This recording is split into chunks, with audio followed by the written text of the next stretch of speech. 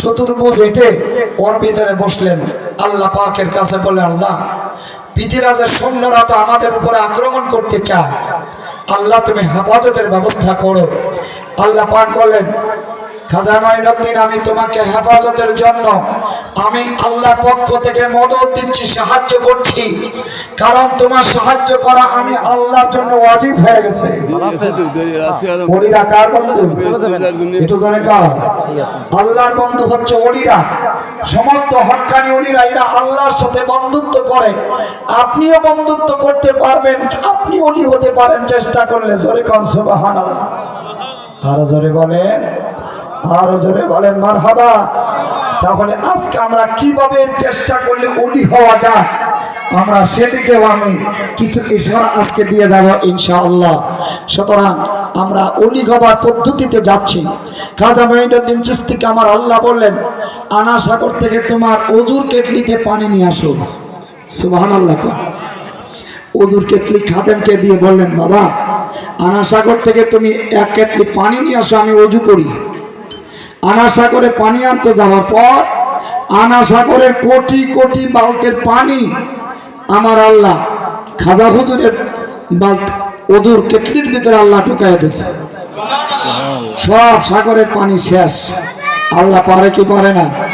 আরো জোরে কান, পারে কি পারে না? একটু কানে জিকির করুন আল্লাহ আল্লাহ, একটু জবান খুলে পড়ুন আল্লাহ আল্লাহ। এত আসতে হবে না, তাবারুক সব বস্তায় চলে আসছে, খালি বিতরণ বাকি। এখনো যারা রাস্তায় আছেন, আমরা প্যান্ডেলের বাইরে কেউ থাকলে তাবারুক দিতে পারবো না। যদি তাবারুক খাওয়ার কারো ইচ্ছা আছে তাড়াতাড়ি আসতে হবে। আল্লাহ আল্লাহ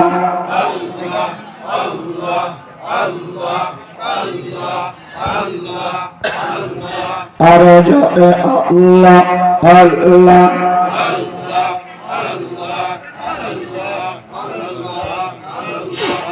আল্লাহ আল্লাহ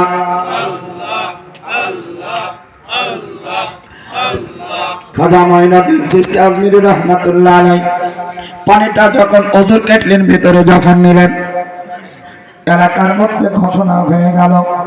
পৃথিবীরাজের কাছে লোকেরা গিয়ে বলতে লাগলো, রাজা আনা সাগরের পানি কোথায় গেল?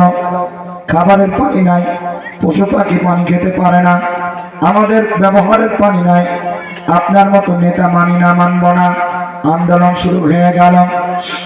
রাজা পৃথিবীরাজ খোঁজ খবর নিয়ে দেখলো কোথায়ও পানি নাই, পানি গেল কোথায়?